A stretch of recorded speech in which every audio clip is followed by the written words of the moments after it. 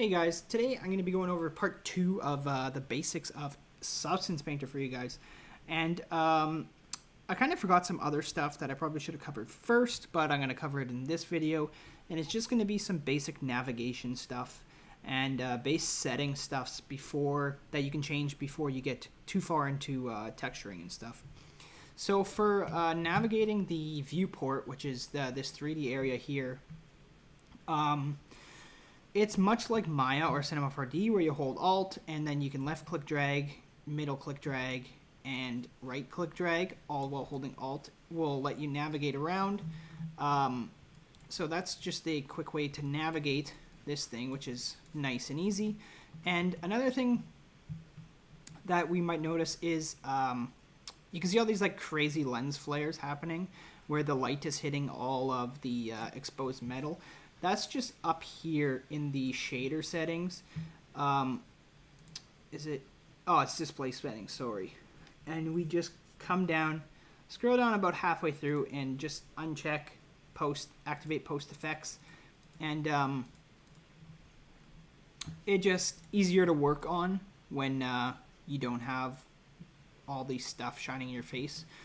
So this toad here is just actually, if you go File, New, and Open Sample, yeah, sure, I'll open it with you guys. There's the preview, like the samples. I just clicked the Jade Toad. You can do whatever one you want. The Meat Matte and the Jade Toad are pretty good, but I'm just going to stick with the Jade Toad. When you go and open it, you're going to notice it's all green because that's the default one. That's the default color. So I'm just going to come back in here in display settings and uncheck post effects. And I'm just going to delete all of our layers on the side there. So now that we got the basic navigation done, this one has already been baked. So textures will already know where it is. But for some more basics here, the next thing that I kind of want to go over with you guys is the different, I guess, texture channels that you can have. Up here in the top right hand corner of your viewport, you can see there's material, base color, height, roughness, metallic, normal, blah, blah, blah, blah, on and on and on and on. So that's just going to break down your material into its different layers. So your base color, it doesn't have a base color. That's why we got the checker pattern here. Your height doesn't have height. So anyways, it's just going to keep cycling through, and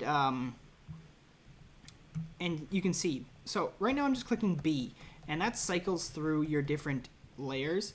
So if I come to ambient occlusion, you can see where the ambient occlusion is. The curvature, where the dark is, that's where like the little crevices is.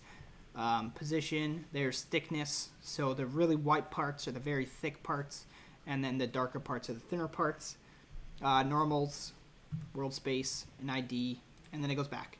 And you can either click M for your material, or you can come back up to the top and that'll compile everything together. So that's just a quick little way to kind of break down your material into base colors. If you're trying to find out why there's a bump there or why one area is shiny, you can see if it's metallic or roughness or what you need to fix very easily. The next thing we'll go over is smart materials. So smart materials are they're wonderful, but limited in some ways because they're already pre-built. You can make your own. It's very easy. I can show you guys that later. But once you start using this for a while, you'll start to recognize people just throwing the same material on. So it's nice when you customize it a little bit. So if you're going to use smart materials, maybe try adjusting some settings, adjusting some color, adding some extra stuff on top. And what a smart material is it's just a compiled version of different materials and layers and alpha channels all together, and it just applies. So if you choose any one of these, let's say I want to choose, let's see here, bronze armor. So if you hover over it, we can see in the preview, it's bronze, it's scratched, it's kind of dirty. And then in the cracks, it's got some like rust happening, some dirt or grime buildup. So I'm just going to go ahead and click and drag that onto our thing. takes a couple seconds, and it applies. And you can see now on all of the high points on our curvature, we have this brighter spot, the smoother spot where it's worn down. In all the crevices, we'll have this dirt. And then in general, we'll have this nice color, and it's got some nice kind of roughness to it. It's got scratches and stuff. One other quick little thing that you can do is if you shift right click and drag left and forth, you can change the light source around. It just rotates it pretty much, so you can see it from different angles, which is a nice little touch. If you're trying to see one little area, you can just rotate. You can see the reflections and stuff. So that's pretty much what a smart material is, and there's a ton of them here. You can go ahead, you can delete it. You can throw steel painted tank on there, so that's got some roughness, and on the top it's worn down. So the top down is the paint's all worn off and everything. But you can make a smart material pretty easily. I can make a separate video on that, and we can hop in there. The next thing I'm going to go over quickly is our smart masks, which they're all alpha channels, and pretty much what it's going to do is, let's go ahead and toss any material you want on this toad. So I'm going to throw a carbon fiber on our toad, and you can see we got this carbon fiber. If you want the weaves to be smaller, you can change the scale, and you can just drag it down or up, and that's just, everything's repeatable, so it's just going to repeat the texture more and more and make it smaller or bigger.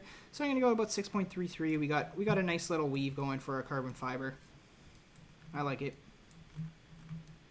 Okay, so now smart masks. What a smart mask does is there's different settings. Like if we click on it, there's different settings that kind of explain what it's going to do. So there's rust, there's sand, there's dirt occlusion, which is pretty much ambient occlusion, but it just places dirt where the shading would go. Dirt cavities, etc., etc., gun edges, moss. So the way that you use these is once you have your base color, or the color that you want your object primarily to be, you need to choose which color you want as the effect. So let's say I wanted this toad to have some edge wear. Now I need to choose what color I want to be underneath this carbon fiber that's going to show through the edge wear. So let's say I want it to be gold edge wear on this toad. So I'm going to drag the gold onto the toad on top of our carbon fiber in our layers manager. So it's like Photoshop. Everything on the top is going to show. So if I move carbon on the top, now you see carbon. So I'm going to keep gold on the top. And I'm going to come down to our smart masks, and I'm going to choose the one that I want for the edge wear. So all of the edges dusty, edge scratches. I'm going to go to edges uber. I like that one. It's pretty prominent. And what you're going to do is you're going to click and drag this, but not onto the object, but onto the material. So I'm going to drag it onto the gold pure, and it's going to calculate. And now you can look and see at all the edges, we have gold coming through. It's pretty awesome, right? So if I go ahead and just Control Z that, now I can try this with a different smart mask. So I can say I want soft damage. So you can go and you can see it's much bigger damage range. It's very soft. It's a little bit of everything. And you can just keep going through and choosing what you want. So this would be moss. So it's a little bit more extruded or like extended from the crevices, as moss would start to grow in the tiny little cracks and then grow outwards. And you can just keep going and seeing which one you want. This is the crevice one, which thinks it's about everything. But you can kind of get a good idea here. Wherever the white is on the preview, that's kind of where it's going to show through, because black will... It uses alpha channels for everything, but black doesn't show through. The white's going to show through. So when I throw the edges uber on, you can see that the white is on the edges. When I throw it on there, the gold's on the edges. It's a simple way to kind of see what you're going to get. All right, so there's a bunch more that we can go over here. Let's see what we got. We got procedurals, we got textures, we got hard surface stamps. All of these are quite wonderful. So I'll go rotate to the back of the sphere on the bottom of him. I'm going to make a paint layer, which is the little sandwich, the plus icon. And that's going to make us a layer. And there's nothing on the layer yet, so I'm going to scroll down to where it says material. And there's all these blue boxes. So when you're making a normal layer, you have to kind of choose what you want the layer to be before you get too carried away. So if I just want to stamp different heights into our frog here, then I would uncheck all the boxes except height. So now that I only have height, you can see there's only the height box down here. So we can either do one of two things. You can either choose a procedural that you want to throw in there. Any one of these will work. And if I just throw any one, you can see now that the height's going to change, and I can paint it on because this is the paint layer. If this is a fill layer, the whole frog would be filled. So if I demonstrate that quick, the little paint bucket, if I go fill layer, it's going to fill it all. As soon as I uncheck color, it's going to stop applying colors. Now our gold's going to show back through. Now it looks really weird because it's rough, and we have metallic on it, and we have all these different settings. So if I just have height, again, if I drop a random one over it, you can see it displaces the height map. If you click on the height option, it brings up the same boxes down here. You just don't have to click and drag it over. Or if you really, really want to, you don't need to do anything. And if you just have a paint layer with height checked on, well, our procedural is still in there, you can just paint height itself by changing this little slider. So if I change it up towards the right, that's the higher it's going to get. You can see it's kind of got a bevel. And if you go down, it goes into the object. So it's kind of hard to tell which direction it's going sometimes. But you can make little like panel details with that and stuff. And if a little tip, if you hold shift, it'll go from one point to the last point that you went in a straight line. And you can paint little panels in there.